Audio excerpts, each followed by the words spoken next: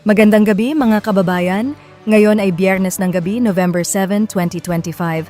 Ito po ay mula sa opisyal na datos ng PAGASA at ako po ay isang independent weather forecaster na nag-uulat batay lamang sa kanilang impormasyon. Sa ating mga followers, paki-like at paki-share po ng ating ulat. Salamat po. Base sa pinakahuling Tropical Cyclone Bulletin No. 1, ang Severe Tropical Storm Uwan ay huling namataan sa layong humigit kumulang 1,175 kilometers east ng Eastern Visayas. Taglay nito ang lakas ng hangin na umaabot hanggang 110 kilometers per hour malapit sa gitna at pagbugso na hanggang 135 kilometers per hour. Kumikilos ito pakanluran sa bilis na 25 kilometers per hour. Sa ngayon, wala pa itong direktang epekto sa alinmang bahagi ng bansa. Gayunman, dahil sa inaasahang paglapit nito sa ating Philippine Area of Responsibility, minarapat ng PAGASA na maglabas ng maagang babala. Tinatayang papasok sa ating PAR si Uwan sa pagitan ng hating gabi ngayong Biyernes hanggang madaling araw ng Sabado sa layong mga 910 kilometers east ng Eastern Visayas.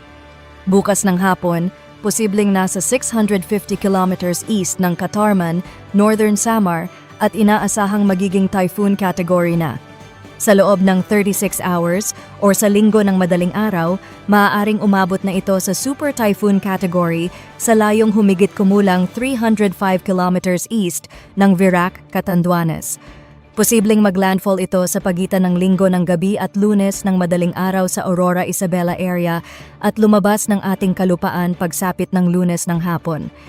Sa Miyerkules ng hapon, tinatayang nasa layong 295 kilometers northwest ng Itbayat, Batanes.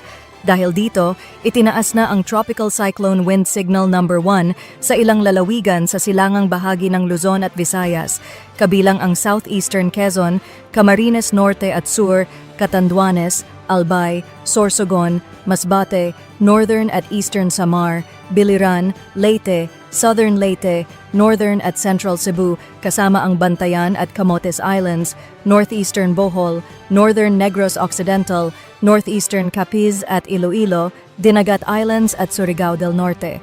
Ang ibig sabihin ng Signal No. 1 ay may humigit kumulang 36 hours bago maranasan ang mga hanging mula 39 hanggang 61 kilometers per hour. Sa mga susunod na oras, asahan ang katamtaman hanggang malakas na bugso ng hangin at maalon hanggang napakaalon na karagatan, lalo na sa silangang baybayin ng bansa. Sa pag-ulan, simula bukas ng hapon hanggang linggo ng hapon, inaasahan ang more than 200 millimeters ng ulan sa Camarines Sur, Albay at Catanduanes, 100 to 200 millimeters sa Cagayan, Isabela, Quirino, Aurora, Quezon, Camarines Norte, Sorsogon, Masbate at mga lalawigan ng Samar. 50 to 100 millimeters sa Cordillera Region, Nueva Ecija, Bulacan, Rizal, Laguna, Marinduque, Romblon, Leyte at Biliran. Muli po nating paalala, ang mga pag-ulang ito ay maaaring magdulot ng flash floods at pagguho ng lupa, lalo na sa mababang lugar at paanan ng bundok. Makipag-ugnayan na po sa inyong local disaster risk reduction and management offices para sa maagang paghahanda. Wala pa ring nakataas na storm surge warning, subalit posibleng maglabas ng abiso simula ngayong gabi hanggang bukas, lalo na sa coastal areas ng Northern, Central at Southern Luzon. Sa susunod na 24 hours, asahan ang katamtaman hanggang sa maalon na karagatan sa northern at eastern seaboards ng bansa.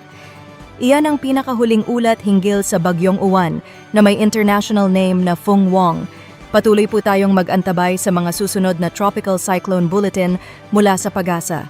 Maging mapagmatsyag at laging handa. Magandang gabi, Pilipinas!